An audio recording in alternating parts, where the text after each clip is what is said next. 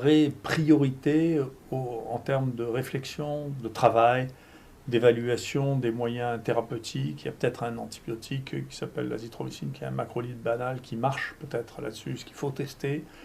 Oui, c'est une très bonne nouvelle, qui n'est pas une grande surprise parce que pour le SARS, la chloroquine avait été testée et marché, mais tout le monde a oublié ça, et que nos sociétés, à la différence des sociétés chinoises, sont plus à la recherche d'innovations technologiques pour résoudre des problèmes nouveaux, ce qui est un biais de pensée. Parfois, il y a des médicaments anciens qui soignent des problèmes nouveaux. On entendait tout à l'heure l'un des membres du comité scientifique, Bruno Lina, virologue à Lyon, qui lui disait on va lancer une grande étude. Vous voulez dire on peut faire les deux parallèlement au fond, il n'y a pas forcément besoin d'attendre moi, cette scène-là. je suis tout à fait d'accord qu'on fasse des études scientifiques, des tirages au sort contre placebo. Moi, ça, on peut le faire sur des gens qui ne sont pas trop malades avec leur consentement.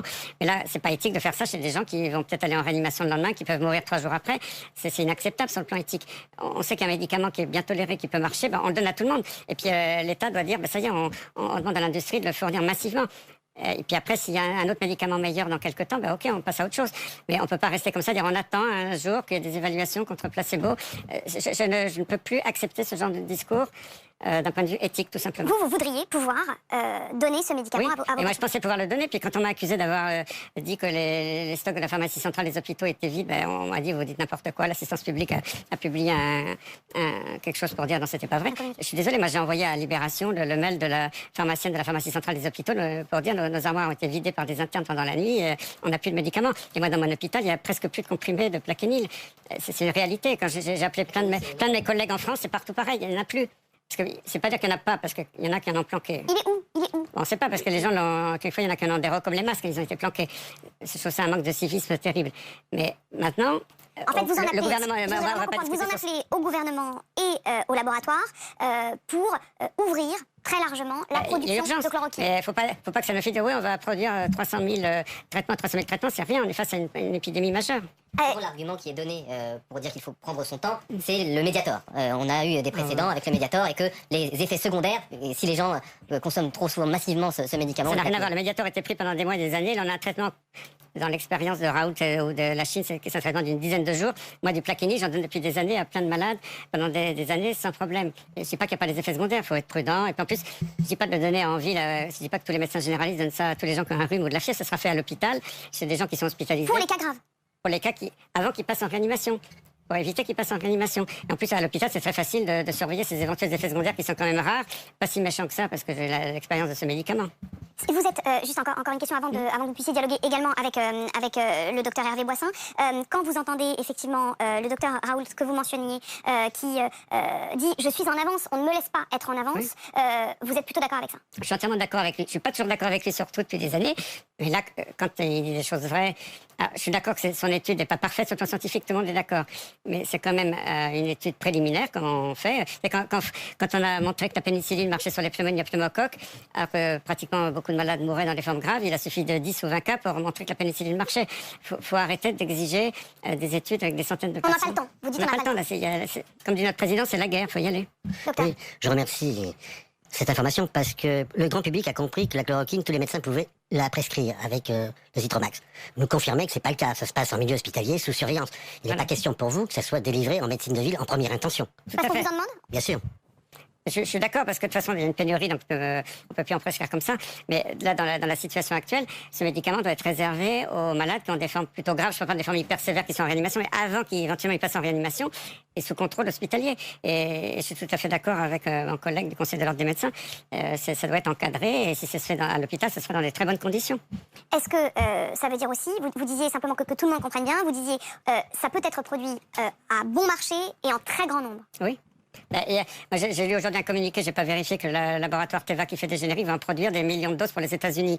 Et pourquoi en France on dit on va attendre encore 2-3 semaines pour voir si ça marche avant de se lancer là-dedans? Ça me paraît un peu bizarre quand même. Ça vous paraît quand même étrange? Quelles sont les réticences? Parce qu'en même temps, elles viennent pas seulement du gouvernement, les réticences elles viennent y compris du monde médical. Oui, parce que c'est normal. Le monde médical a été totalement formaté pour qu'un médicament soit autorisé, recommandé. Il faut qu'il y ait tout un tas d'études sur des milliers de gens, le tirage au sort, la comparaison de placebo. Mais on n'en est pas là aujourd'hui. En plus, si c'était un médicament tout nouveau, parce que ceux qui bloquent l'hydroxychloroquine ou la chloroquine aujourd'hui veulent promouvoir des médicaments antiviraux de labo qui font des antiviraux pour l'infection à VIH, pour le sida, en disant voilà, on a des super molécules, on va les évaluer contre placebo tranquillement. Mais on n'a On n'a pas beaucoup de données sur ces médicaments. Le Plaquenil ou la Nivaquine, ça fait 50 ans que des milliards de Ils sont gens... d'autres noms de la chloroquine, simplement pour qu'on comprenne bien de quoi il s'agit. La chloroquine, qui est commercialisée sous le nom de Nivaquine, et son cousin l'hydroxychloroquine, commercialisé sous le nom de Plaquenil, c'est deux molécules très proches, et les deux sont efficaces. Elles sont commercialisées dans le monde depuis des décennies. Donc, ce que vous voulez Il y en a dire, des c'est milliards de que ce gens sont des qui en ont médicaments que l'on pris. connaît bien. On connaît le profil de sécurité. On n'est pas face à un nouvel antiviral inconnu qui... Je serais très réticent, effectivement. Je rejoins les réticences de ce que vous disiez. Si c'est un truc nouveau, qu'on ne connaît pas, qui peut être toxique, je dirais, oh là là, attention, on ne se lance pas comme ça. C'est un vieux machin. Là, il y a eu plein de buzz en disant attention, ce produit est mal toléré. Oui, il est mal toléré, mais ses effets secondaires ne sont pas très méchants. Il faut arrêter. C'est un médicament qui a quand même un profil de sécurité archi connu dans le monde depuis longtemps. Donc voilà, il faut le donner. C'est là où vous devez immédiatement réagir. Vous dire, c'est bizarre, ils trouvent un médicament qui s'appelle la chloroquine, qui est très peu cher, qui est en vente libre dans toutes les pharmacies. Peu de temps après qu'ils aient communiqué cela, c'est vérifié par le professeur Raoult, qui est le numéro 1 mondial, ou du moins dans les sommités mondiales reconnues par le monde entier comme un expert dans ce domaine-là, qui confirme par ses essais et ses tests, qui confirme. Or, qu'est-ce qui se passe immédiatement après? Eh bien, la Buzyn passe une loi pour que désormais ce médicament soit plus disponible en pharmacie. Et non seulement on passe une loi pour cela, donc que le médicament n'est plus en vente libre, mais en plus de ça, recommande aux médecins de ne pas faire d'ordonnance pour permettre aux gens d'y accéder, et mieux encore, bloque les stocks livrés aux pharmacies, de façon à ce qu'en fait les pharmacies n'en ont plus. Alors, quand vous avez tout ça comme élément seulement, juste avec ça comme élément... C'est criminel. Je peux pas dire les choses autrement, c'est criminel. C'est criminel quand on aura fait les comptes parce que ça y est, la chloroquine est déployée partout. Elle est déployée en Chine. Le Maroc a fait saisir tous les fucking stocks de chloroquine. La chloroquine est-elle la nouvelle arme anti-Covid-19? Le gouvernement marocain en est convaincu, alors que les chercheurs français en sont encore à la phase de test. Le ministère marocain de la Santé vient de racheter au laboratoire français Sanofi l'ensemble du stock de Nivaquine, un médicament à base de chloroquine produit dans ses usines de Casablanca. Sanofi Maroc confirme à RFI l'opération, la bonne opération même puisqu'elle se double d'une commande supplémentaire. Dès mercredi, le Premier ministre marocain, sur son compte Twitter, affirmait que tous les malades du Covid-19 seraient traités au Plaquenil, médicament lui aussi à base de chloroquine. D'après le site en ligne Yabiladi, à la suite des informations sur les tests menés en France, les Marocains s'étaient déjà rués sur les stocks de Plaquenil en pharmacie. Reste que la...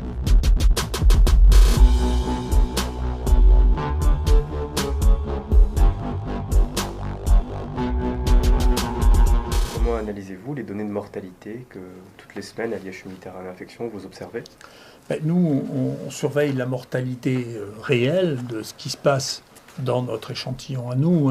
Donc vous voyez, ça c'est le nombre de morts qu'on a par semaine dans l'IHU. Là, vous avez ça sur 3 ans. Et vous voyez, alors que normalement on a un pic, vous voyez, en janvier, février, mars, ici, et puis ici, ici on l'a pas. Donc il y en a eu un pic en novembre-décembre avant qu'il y ait le Covid, et ici il y a plutôt moins de morts que d'habitude, donc c'est pas très inquiétant. Et quand on regarde avec quoi sont morts les gens qui sont morts, on regarde ça nous chaque semaine, quoi ils sont morts, et bien pour la première fois on voit de manière, on a 2 personnes qui avaient un coronavirus qui sont morts, mais il y en avait un coronavirus chinois, mais il y en avait 2 qui sont morts avec un coronavirus NL63, personne ne parle. Pour l'instant on a eu autant de morts avec les autres coronavirus que celui-là. Il y a eu 2 morts de grippe et il y a eu un mort avec un métapneumovirus.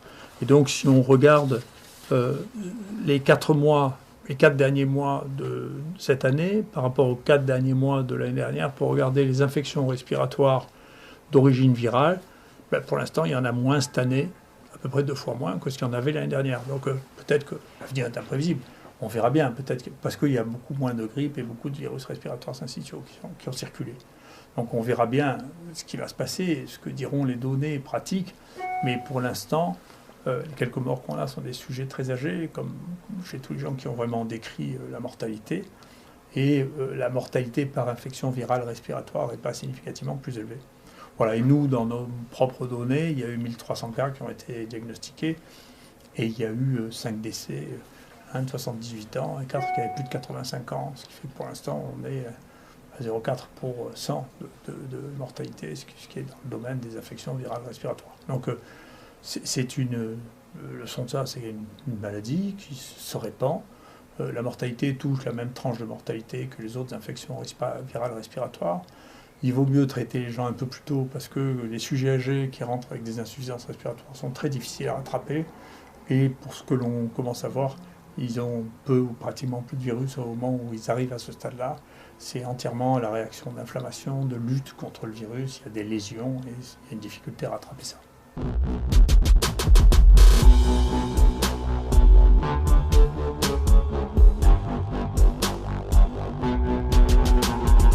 Est-ce qu'il vous semble pertinent de concentrer des moyens et concentrer des efforts sur la recherche d'un vaccin ? Écoutez, moi, à ma connaissance, des vaccins, il y a d'ailleurs une erreur sur le site de l'OMS qui est amusante, puisqu'il montre que dans les vaccins qui sont actuellement disponibles, ils mettent le vaccin contre le paludisme et contre l'hépatite E. Je ne sais pas qui c'est qui peut acheter un vaccin contre le paludisme ou l'hépatite E. Ça n'existe pas. Et donc c'est un site officiel qui met des choses qui sont fausses. C'est intéressant. Ils disent que c'est possible, on peut toujours avoir l'espoir, mais pour l'instant, ce n'est pas vrai. Donc si on regarde cette liste, on voit qu'il ne s'est pas inventé de vaccin nouveau depuis plus de 20 ans, qui soit utilisable, sauf celui de la dengue, qui a été partiellement un désastre parce que l'immunité contre la dengue prédispose à avoir une deuxième forme de la dengue plus grave que la première. Il y a un énorme procès des Philippines actuellement contre les gens qui ont commercialisé la dengue. C'est le seul vaccin nouveau qui a été proposé. Certains ont été améliorés. Donc, si vous voulez, cette espèce de manie de dire à chaque fois qu'il apparaît quelque chose, vous savez, on va vous faire un vaccin, qu'à voir l'histoire du SARS qui a duré, qui s'est arrêté brutalement pendant l'été 2003. Et donc, si les gens ont fait un vaccin, je ne sais pas ce qu'ils en ont fait, mais ils n'ont pas pu l'utiliser. Donc, si vous voulez, c'est une espèce de réponse automatique, là, qui est, qu'est-ce qui se passe ? Ah, on va vous faire un vaccin parce que vous avez peur.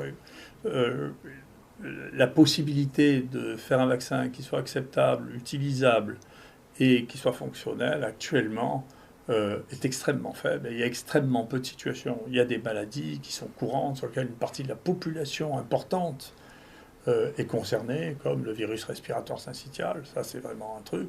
Il y a un deuxième vaccin récent, qui est le vaccin contre le méningocoque B, qui marche relativement, qui donne des résultats qui ne sont pas trop mauvais. C'est les seules choses qui soient nouvelles avec le papillomavirus, qui commence à avoir quelques années quand même maintenant, mais dont l'implantation, vous voyez, à grande échelle, est très problématique. Donc, si vous voulez, c'est un peu une manie, ça, de répondre à chaque fois qu'il y a un truc, vous savez, on va vous faire un vaccin, et d'ailleurs la presse se jette dessus, il y aura un vaccin dans 22 mois, 25 mois, 26 mois, 14 mois, tout ça, c'est de la science-fiction. Voilà. Je ne connais pas de maladie émergente pour lequel on ait trouvé un vaccin. Pour l'instant, c'est pas arrivé. Donc, peut-être que ça arrivera dans l'avenir, mais pour l'instant, c'est pas arrivé.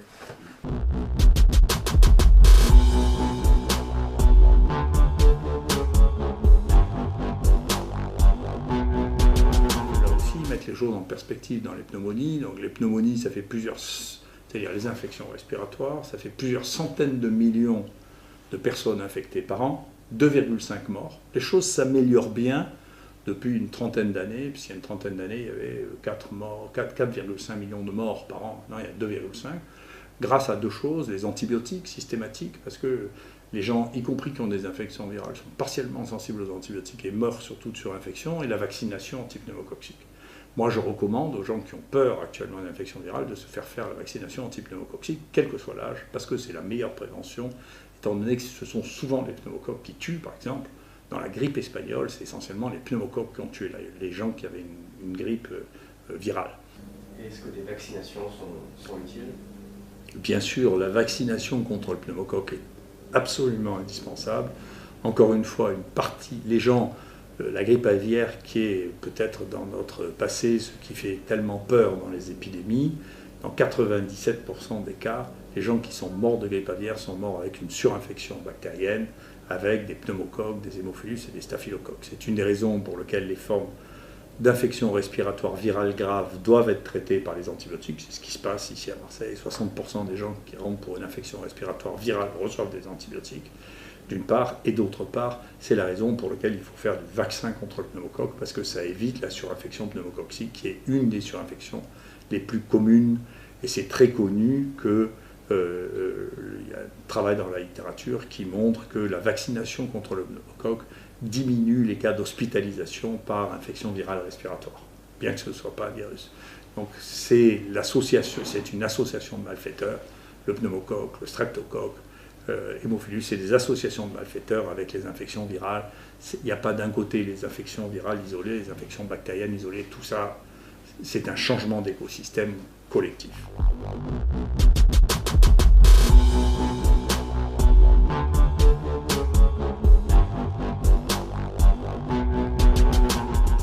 Je vais vous dire, il y a les maladies infectieuses, contagieuses. Dans le passé, sur les très bien à Marseille, on traitait ça par la quarantaine. Mais c'était plutôt au 15e, 16e siècle. La dernière fois qu'on a instauré un système de quarantaine, c'était pour le choléra à Marseille.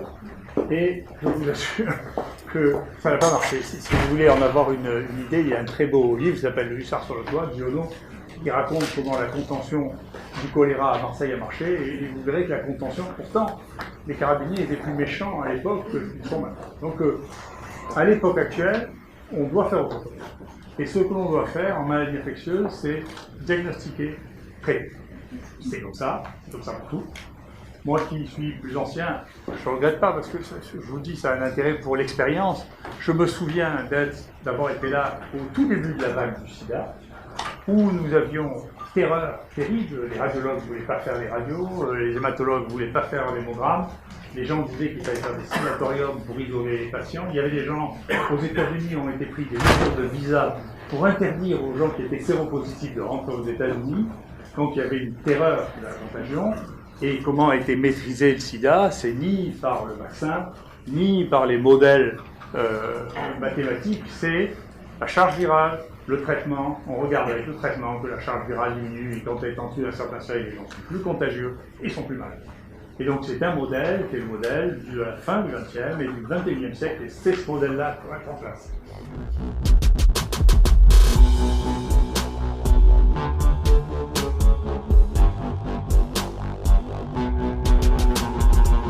Et peut-on faire confiance aux Chinois lorsqu'ils disent qu'il faut essayer la chloroquine et qu'il faut l'utiliser? Si vous voulez, c'est insultant comme question. Ces gens se posent cette question. Si c'était une maladie purement américaine, qu'il n'y ait que les Américains qui aient soigné cette maladie, et que le Center for Disease Control ou le président des États-Unis disent, écoutez, maintenant il faut traiter ces malades avec ça, personne ne discuterait ça. Là, que des gens qui n'ont jamais traité une infection à coronavirus aient une opinion sur les gens qui ont 20 essais en cours et pour lesquels les éléments ont été suffisants pour que le gouvernement et tous les experts chinois, c'est des experts qui corrélent au coronavirus, hein, pas que sur le papier, c'est leur métier, hein, prennent une position officielle en disant maintenant il faut traiter avec de la chloroquine les infections à coronavirus, c'est déraisonnable de dire écoutez, les Chinois on s'en fiche. Non, c'est pas comme ça. Après, bien entendu, chacun sait qu'entre le moment où on a les premiers résultats et le moment où on fait une publication internationale acceptée, il faut un certain temps. Il est bien possible que la finalisation de l'ensemble de cette publication arrive au moment où il n'y aura plus du tout de coronavirus parce que le temps se sera réchauffé. Donc bien entendu, ils ont pris une mesure de santé publique qui est de communiquer aussi rapidement que possible, comme on le fait dans un congrès. Donc tout le monde fait ça. C'est simplement parce que c'est les Chinois qui font ça que, je sais pas, les gens disent c'est pas sûr parce que c'est les Chinois. Donc pour l'instant, comme il n'y a pas d'autre alternative qui soit crédible, entre donner un médicament qui a été testé par les gens qui ont le plus de connaissances au monde sur une maladie et essayer une nouvelle molécule en disant écoutez, peut-être que cette nouvelle molécule marche, il faut revenir à une réflexion basique, si vous voulez, qui n'est pas une réunion d'opinion, mais une réunion de factuellement, qu'est-ce que vous avez qui vous permet de dire que le gouvernement chinois et tous les scientifiques chinois qui font une information prioritaire se trompent.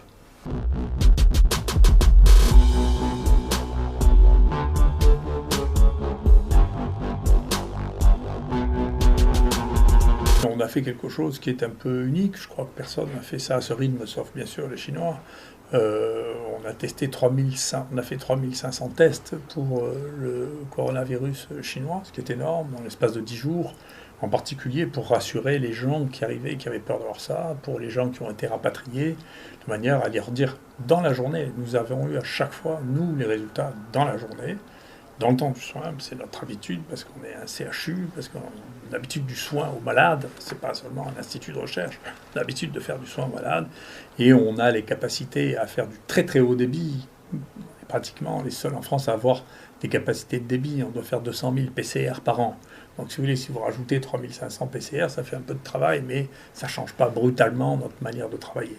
Et donc on est les seuls à pouvoir avoir un débit de cette nature-là et à pouvoir mettre les choses en place dans cette nature-là.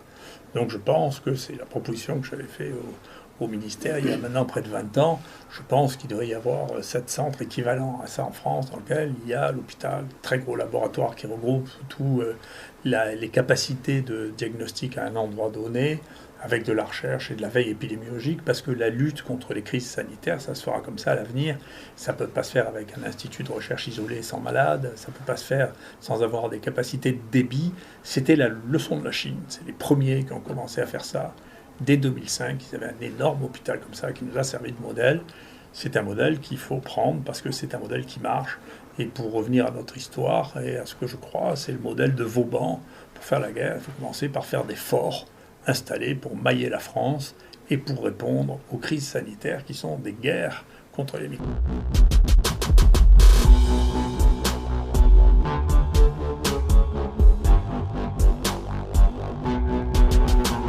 Je vais vous donner des effets, des éléments sur la réglementation qui me paraissent des choses extrêmement intéressantes et qui vont regrouper cette question qui est pour moi une question extrêmement importante, qui est la réflexion sur la propriété intellectuelle. Voilà. Vous savez qu'il y a des épidémies de poux un peu partout. Moi, je suis sollicité, y compris parce que des gens que je connais autour de moi qui sont poisonnés, parce que je travaille depuis 25 ans sur les poux, mais surtout sur les poux de corps, chez les clochards, chez les gens très pauvres. Mais bien entendu, c'est les mêmes que les poux de tête.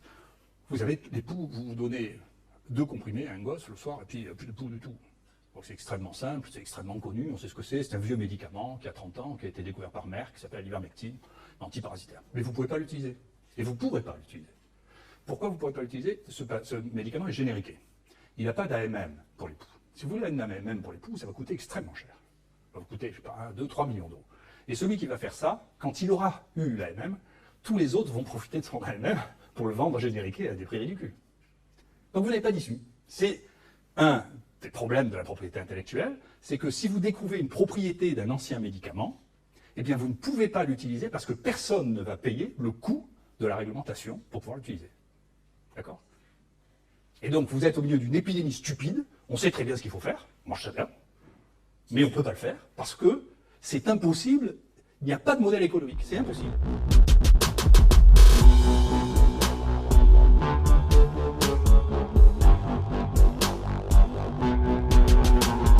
Merci, voilà, c'est mon équipe avec qui je travaille. J'ai d'ailleurs eu un souci récemment dans les hôpitaux parce que quelqu'un s'était mis dans l'esprit d'empêcher les gamines chez moi de porter un voile sur la tête en faisant une surinterprétation de la loi. On va leur expliquer pour l'université.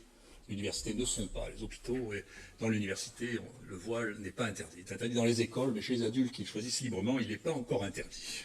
Et je ne doute pas que d'autres pressions se fassent rapidement parce que c'est quand même ce qu'on adore, c'est interdit. Les gens qui demandent à venir chez nous, donc il y a je sais pas combien, 600 ou 700 par an, et ceux qu'on retient. Ce qui se passe, et ça c'est quelque chose aussi qui est extrêmement récent, c'est que les meilleurs étudiants actuellement au monde sont les étudiants africains et orientaux. Sans comparaison. Les plus mauvais qu'on a, c'est les garçons qui ont fait la fac des sciences. C'est le plus mauvais de tous, en France. Le plus mauvais de tous.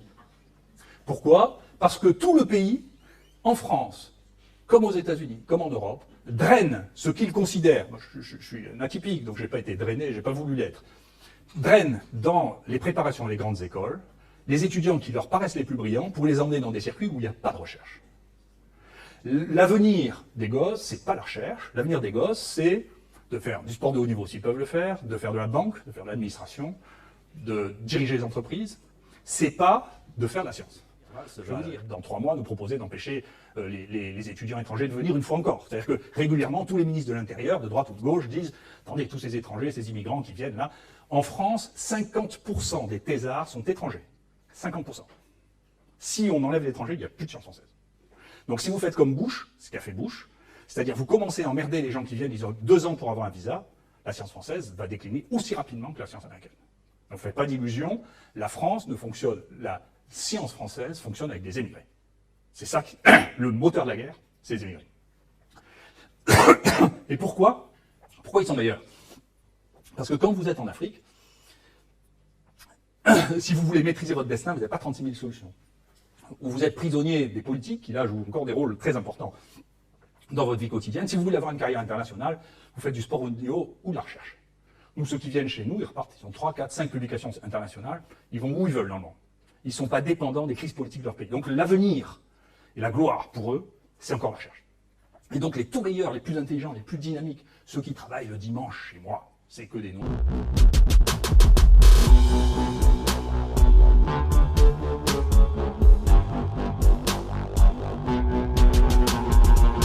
Pour vous montrer un élément que vous avez peut-être vu, je ne suis pas sûr que vous l'ayez vu, pourtant c'est partout, c'est le buzz terrible, c'est le réchauffement climatique. Depuis 98, depuis 98, la planète ne se réchauffe plus. Tout le monde sait ça. Ça s'appelle le hiatus du global warming. D'accord, c'est ça la courbe. La courbe, c'est ce qui avait été prévu. Maintenant, cette année, on est en dessous des 2 écarts types. C'est-à-dire on est en dessous de 95% de sécurité. Ça ne se réchauffe pas. Non seulement ça ne se réchauffe pas, mais ce qui est très intéressant, il y a un papier qui... Alors, on savait que ça ne se réchauffait pas, mais on disait, mais ça ne se réchauffe pas parce qu'il y a un délai au réchauffement de la mer en profondeur. Mais regardez, alors que c'était les trucs, on montre le Mont Blanc, puis on montre l'Arctique, regardez, la glace de l'Arctique fond. C'est vrai. Mais si vous regardez, et ça c'est incroyable, c'est un sujet dans lequel les Américains ont mis 100 milliards de dollars pour travailler sur le réchauffement climatique. Il est sorti un papier en nature qui est un papier d'une simplicité extraordinaire. Les types ont simplement regardé sur Google Earth la taille de la banquise en Antarctique. Il y a beaucoup plus de glace en Antarctique qu'en Arctique. Et depuis 1990, la taille de la glace en Antarctique n'a pas cessé d'augmenter. C'est pas vrai. C'est comme ça.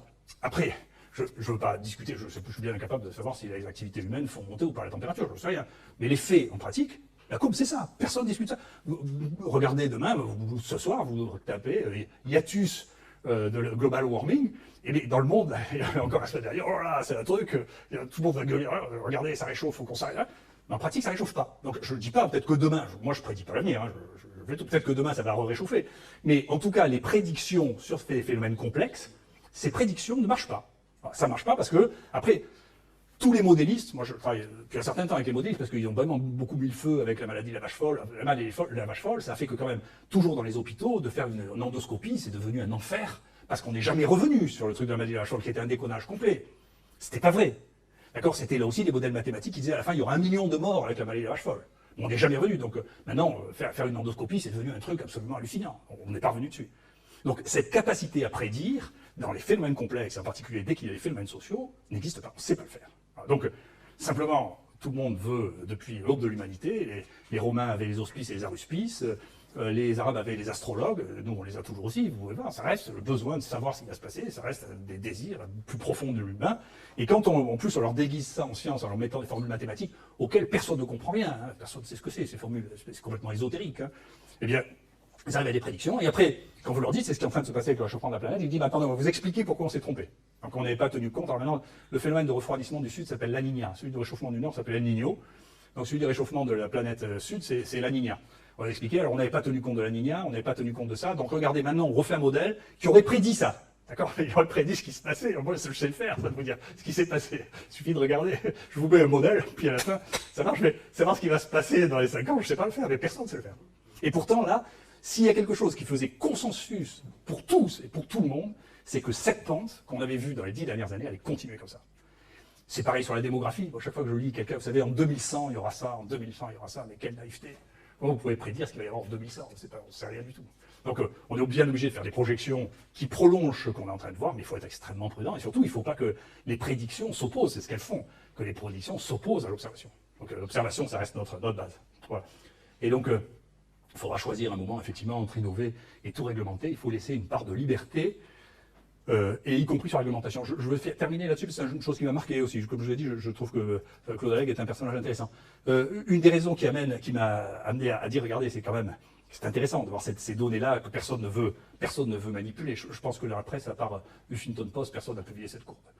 Pourquoi? Et si vous vous rappelez ce qui est arrivé à Claude Allègre, il y a quand même des collègues de l'Académie des sciences de Claude Allègre qui ont demandé au ministre de faire une enquête et de condamner Claude Allègre parce qu'il osait dire qu'il ne croyait pas. Vous savez, dans la science du XXe siècle, moi je l'avais pas vu. Après d'ailleurs, il est allé jouer dans un téléfilm, il est allé faire Galilée. Je pense qu'il s'est beaucoup amusé en se déguisant en Galilée. Mais donc il y a quand même quelque chose. C'est-à-dire que vous voyez que la contrainte n'est pas qu'administrative. Il y a une contrainte idéologique dans la science qui est aussi d'une puissance. Et là, l'idéologie de la science sur le réchauffement climatique, c'est monstrueux. C'est-à-dire que vous n'avez pas le droit de dire ça. Vous n'avez pas le droit. Et d'ailleurs, si vous regardez dans tous les papiers qui sortent depuis un an dans Nature qui disent écoutez, ça se passe pas, ça se passe pas, ça se passe pas, ça, chacun dans l'abstract et dans la conclusion disent mais enfin quand même, ça remet pas du tout en cause le fait que la planète est en train de se réchauffer. Donc même les datas, les conclusions contredisent les datas et les types n'auraient pas pu publier s'il n'y avait pas mis des conclusions qui contredisaient les datas. Donc c'est une puissance.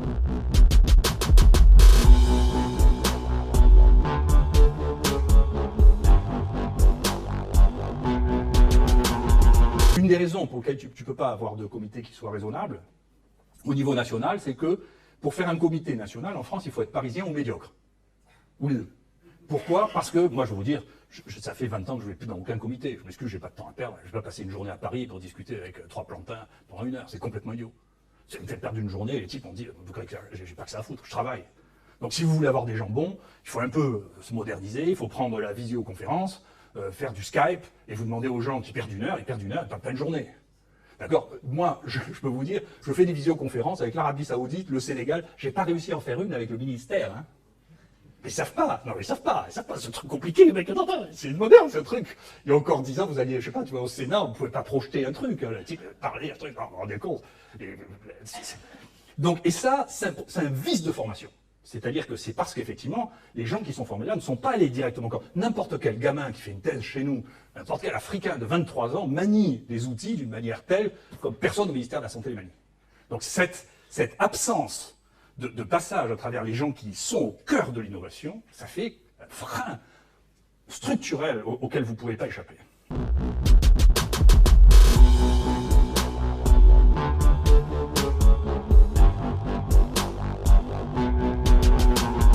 Et je pense d'ailleurs, je regrette beaucoup que ce pays se ternisse, je le regrette beaucoup parce que les gens qui ont inventé ça, quand même les mecs les plus géniaux de la pensée du XXe siècle, c'est que les Français.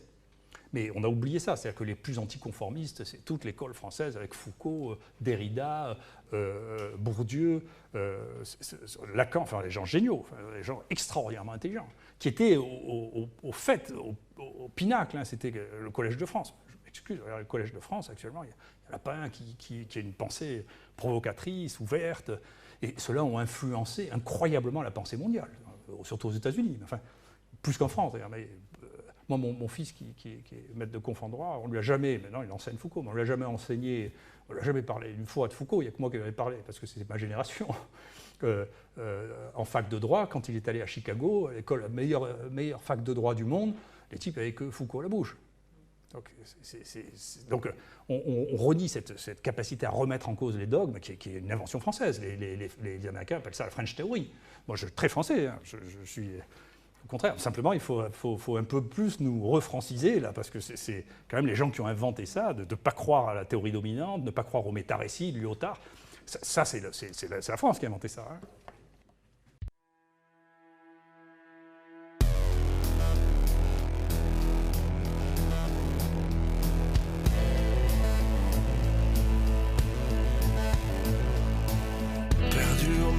De l'orage comme pétrifié par ces vents glacés qui ramènent ces sombres nuages remplis de pluie pour inonder.